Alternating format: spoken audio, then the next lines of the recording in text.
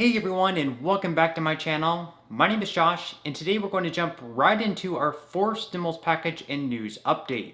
In today's update, we have a lot of news to get into, but first, if you would like to receive 2 free stocks from Webull, valued all the way up to $2,300, make sure to claim them by clicking my link, which you will find in the description box below. Okay, so the Senate passed a bill yesterday allowing them to avoid the filibuster on the debt ceiling increase. In total, 14 of the 50 Republicans joined Democrats in passing this measure. They only needed 10 Republicans to pass the measure, but in the end, they ended up getting 14. By many Republicans, even passing this measure was seen as a way of helping the Democrats to raise the debt ceiling. For months now, Mitch McConnell and other Republicans said they would not help the Democrats in any way to raise the debt ceiling, and if they wanted to do so, it would need to be through a reconciliation package. So because of Republicans passing this measure, which will now allow Democrats to raise the debt ceiling with just a simple majority in a normal bill, rather than through reconciliation, it's likely that former President Donald Trump will now come down hard on those who approved this measure. Over the past couple of months, with Donald Trump still being a key player in the Republican Party, he's been making his presence known over the debt ceiling. After Republicans allowed the Democrats to have a temporary raise of the debt ceiling back in October, he called them rhinos and a huge part of the overall problem. And of course, any Republican who doesn't do something Trump sees as best for the party or the American people, he turns against, and instead of campaigning with them in their races, he actually helps their opponent. So, for example, in the race for the next governor in Georgia, Trump has endorsed David Perdue as the next governor rather than Brian Kemp.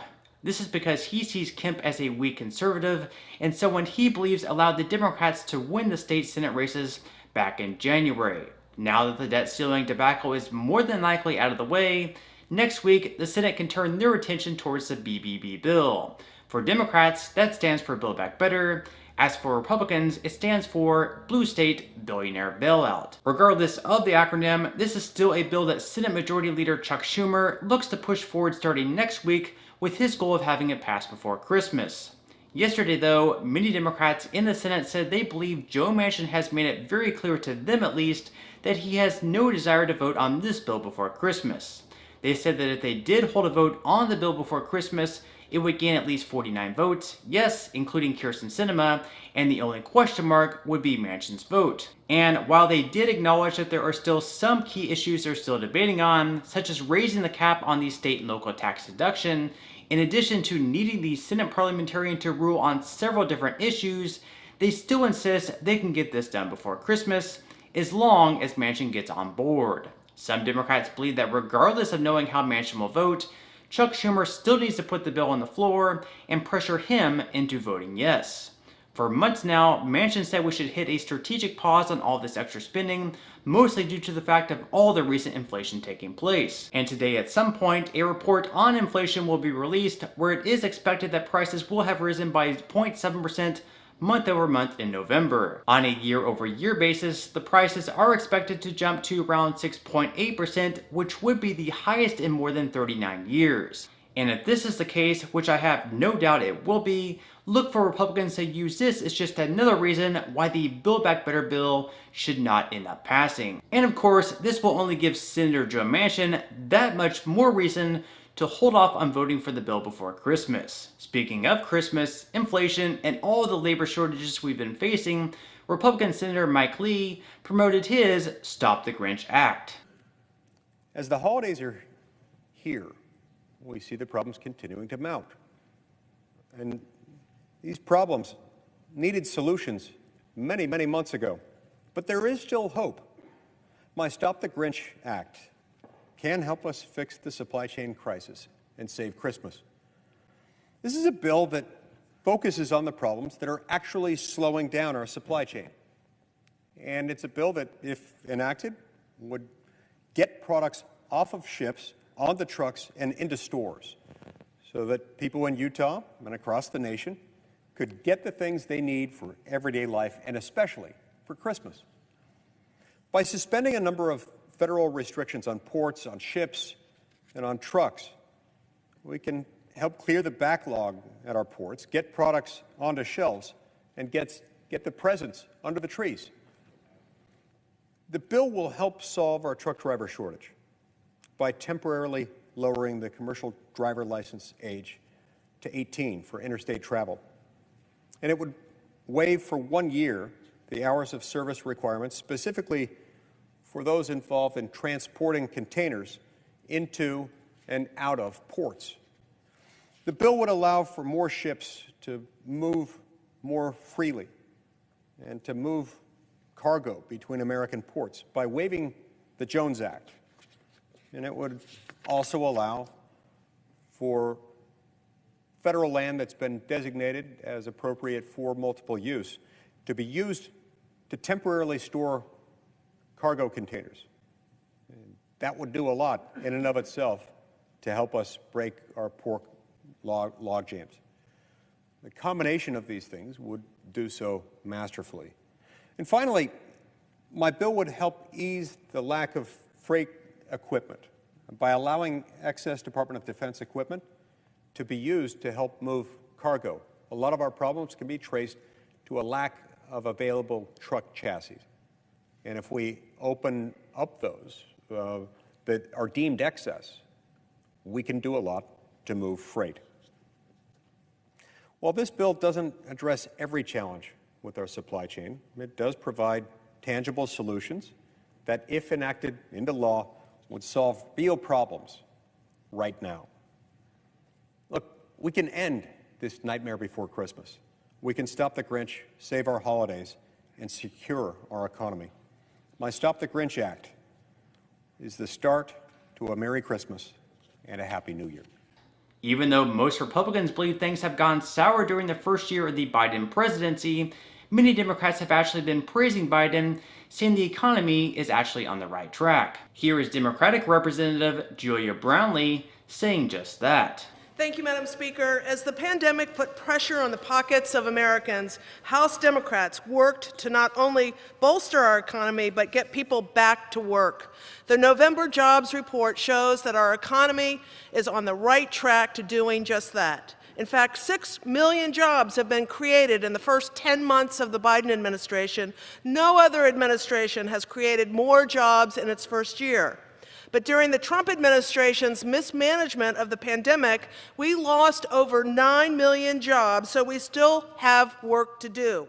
The recently House-passed Build Back Better Act will include specific and urgent measures to uplift working families, lower everyday costs, fight inflation, and generate millions of good-paying jobs. House Democrats remain committed to creating a strong economy and an economy that works for all Americans. Thank you, Madam Speaker, and I yield back.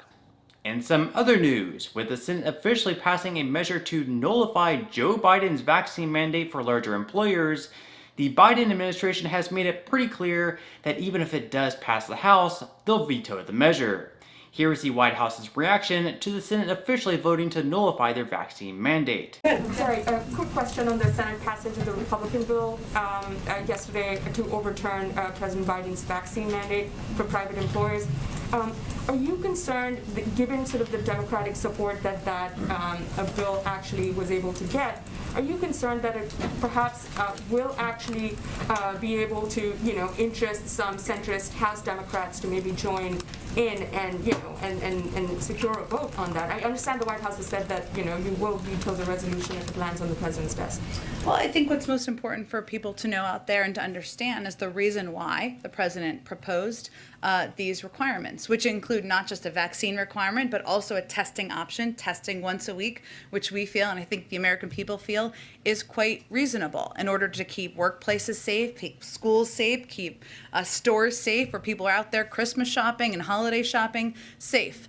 We also know that it's steps that economists support, it's steps that 60% of businesses have already put in place. So again, we're hopeful that this doesn't come to the president's desk. I can't make a prediction of that. I'd leave that to the vote counters or the whip counters in the House, but if it comes to his desk, he will veto it. In some other news, while many Democrats continue to pressure President Biden into canceling up to $50,000 worth of student loan debt, they still face another critical deadline ahead. At the end of January next year, the student loan moratorium will come to an end, meaning that students will once again need to start making payments, and interest will once again begin to accrue.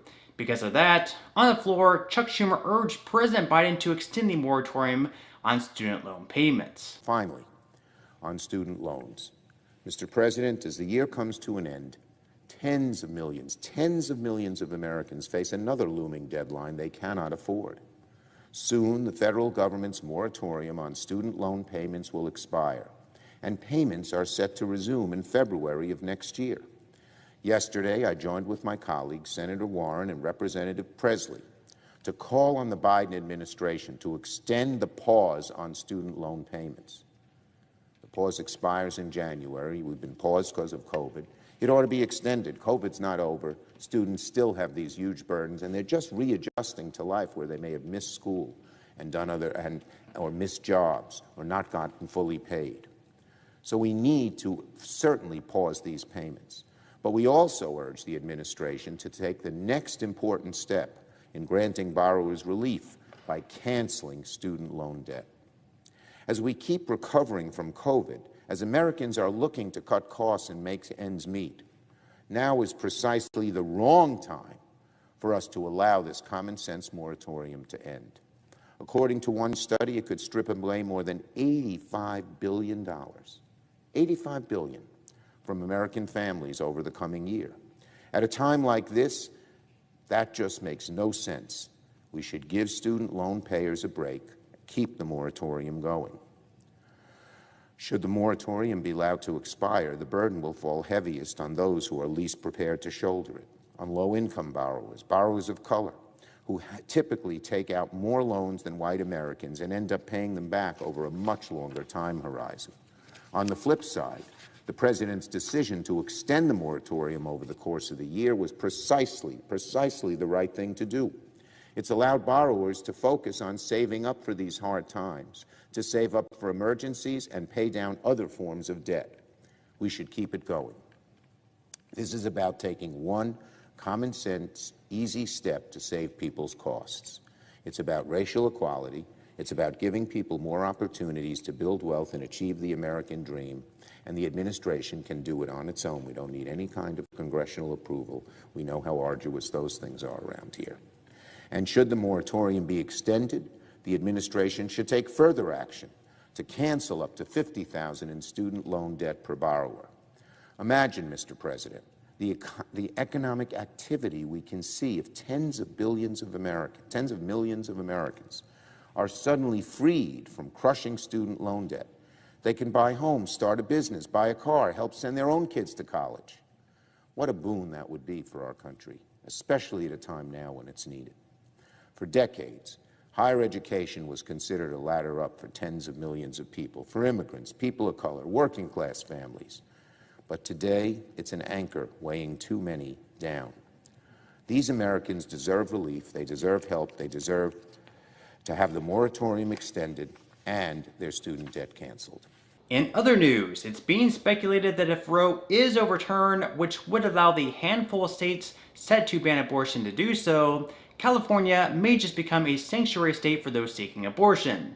In a statement, Governor Newsom said we'll be a sanctuary, and also adding that he's aware patients will likely travel to California from other states to seek abortion. The California Future of Abortion Council released a list of 45 recommendations for the state to consider if the Supreme Court does, in fact, overturn Roe v. Wade. One of the things in the report that's recommended is public spending to support patients seeking abortion for travel expenses, such as gas, lodging, transportation, and childcare.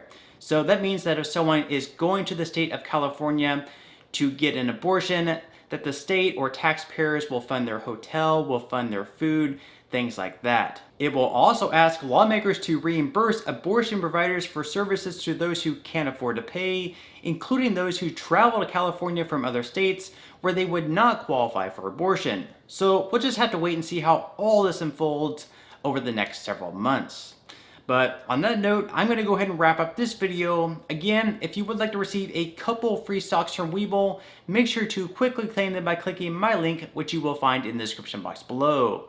To receive the first stock, you will need to fully open an account. Then to receive the second free stock, which will be valued up to $2,000, you'll need to make a qualifying deposit of at least $5. And even if you aren't all that interested in investing or continuing to invest at this point in time, you can always sell the free stocks that you receive and transfer that money, however much they're worth, right back to your bank account.